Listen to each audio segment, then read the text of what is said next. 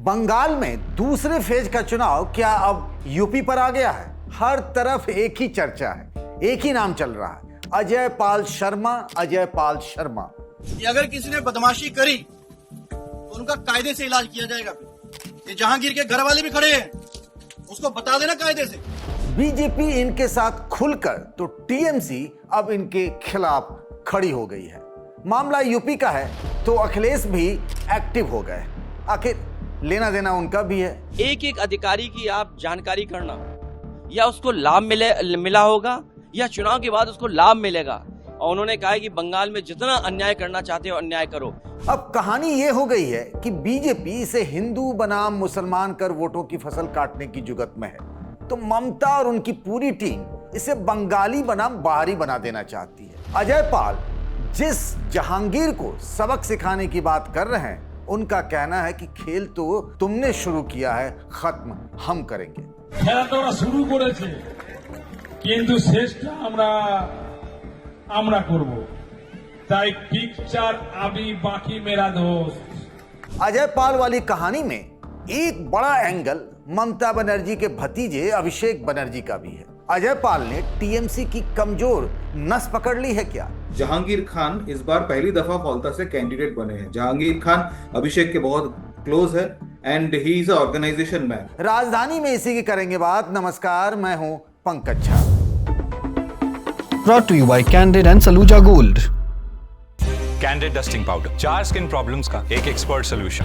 Candid dusting powder, हटा खुजली, लगा कैंडिड।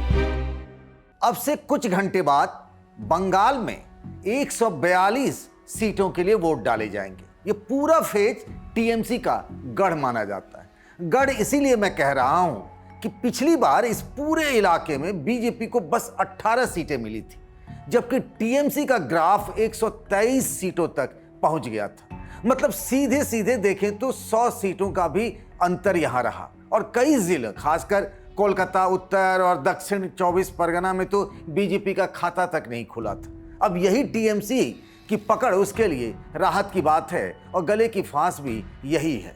राहत यूं कि जीते को बंगाल जीत लिया, लेकिन अगर यहां थोड़ा भी गाड़ी फिसली तो फिर आउट समझिए। भारत का सबसे भरोसेमंद Saluja gold TMT bars. Saluja gold TMT. अब सही पकड़े हो कॉन्ट्रैक्टर बाबू, मजबूती सब कुछ है। अब इस बैकग्राउंड में अजय पाल शर्मा की एंट्री होती है। शनिवार 25 अप्रैल को चुनाव आयोग इन्हें पुलिस ऑब्जर्वर बनाती है, लेकिन कहां पर?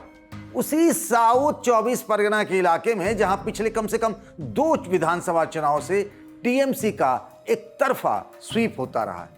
अब देखिए ना, यहां की 31 में से यानी 31 में से 30 सीटें तो टीएमसी जीत गई। जो एक सीट रही भी वो बीजेपी को तो नहीं मिली। इसी साउथ 24 परगना जिले की एक लोकसभा सीट है डायमंड हार्बर। टीएमसी के लिए ये डायमंड ही है, क्योंकि पार्टी के कर्ता धर्ता अभिषेक बनर्जी यहीं से सांसद हैं। वो भी तीसरी बार एमपी बने लगातार। और इसी डायमंड हार्बर सीट में एक विधानसभा पड़ती है फाल्टा, जहां का अजय पाल शर्मा का वीडियो अब देश भर में वायरल है। इस वीडियो में दिख रहा है कि वे टीएमसी के उम्मीदवार जहांगीर खान के घर पहुंचे और उससे कह रहे हैं कि अगर कायदे में रहोगे तो फिर ठीक है, नहीं तो हम समझा देंगे। आसपास के जितने भी लोग हैं अच्छी तरह से समझ लें कि अगर किसी ने बदमाशी करी तो उनका कायदे से इलाज किया जाएगा। फिर अगर कहीं से खबर आ गई कि किसी ने कोई खुराफात करने की, किसी को परेशान करने की कोशिश की है, तो फिर उसकी खबर फिर अच्छे से लेंगे हम। ये जहांगीर के घर वाले भी खड़े हैं, उसको बता देना कायदे से। ये बार बार जो खबरें आ रही हैं कि उसके लोग धमका रहे हैं, तो फिर अच्छे से खबर लेंगे, फिर बाद में रोना पछताना मत। बात चूंकि डायमंड हार्बर की थी तो टीएमसी सुपर एक्टिव हो गई। महुआ मोइत्रा जो सांसद हैं, उन्होंने सुबह सुबह एक सोशल मीडिया पोस्ट किया जिसमें उन्होंने अजय पाल को फेयर एंड लवली बबुआ बोला। फिर उनका 2 महिलाओं के साथ डांस का कथित वीडियो पोस्ट कर दिया। अब इसी डांस वाले वीडियो को टीएमसी के साथ साथ कांग्रेस और दूसरी विपक्षी पार्टियों के कई नेता भी इसको एम्पलीफाई करते हुए दिख रहे हैं। मतलब टीएमसी की तरफ से अजय पाल का कच्चा चिट्ठा खोलने की मुहिम एक तरीके से शुरू हो गई है। पर इन सबसे पहले बीजेपी उन्हें सुपर हीरो बनाने का कैंपेन चला चुकी थी।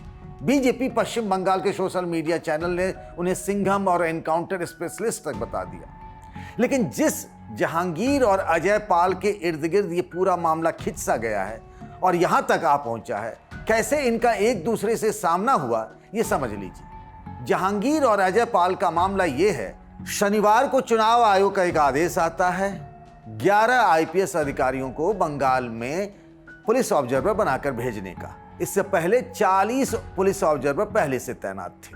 साउथ 24 परगना के लिए 3 आईपीएस अधिकारियों को भेजा गया। उनमें से एक नाम है अजय पाल शर्मा।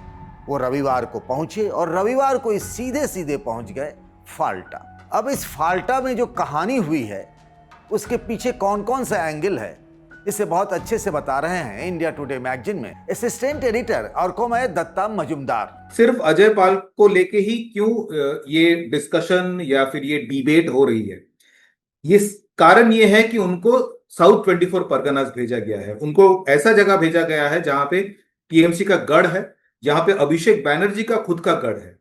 और वो आते ही उन्होंने फील्ड विजिट शुरू किया है और वो गए थे जहांगीर खान के घर में, जहां पे जहांगीर खान वो को नहीं मिले। He met his family people, if I am not very wrong, वो उनके नेफ्यू से मिले। पूछा गया कि जहांगीर खान कहाँ है, तो उस लड़के ने बताया कि मुझे नहीं पता। और हमने ये वीडियोस तो देखी है कि वो जैसे बता रहे हैं कि कोई बदमाशी करेंगे तो उनको पछताना पड़ेगा, उनके खिलाफ कार्रवाई की जाएगी। जहांगीर का नाम लेके वो बोलते हैं कि ये जहांगीर के नाम पे हमको कंप्लेन आ रही है कि वो हम धमका रहा है लोगों। हालात मतलब बहुत नेचुरली ये पूरा जो प्रोसेस है बीजेपी का उसको सपोर्ट मिला है। अमित मालविया से लेके शुरू करके बहुत सारे लोगों ने सोशल मीडिया पे पब्लिकली इसके सपोर्ट में आके उन्होंने बयान दिया है।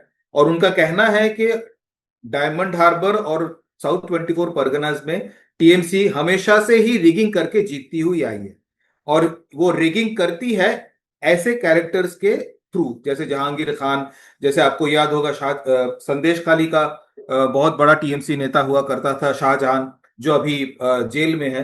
तो इनके थ्रू वो ये पूरा टीएमसी जो है अपनी इलेक्शन मशीनरी को चलाती है, ऐसा मानना है बीजेपी का और दूसरे ऑपोजिशंस का भी।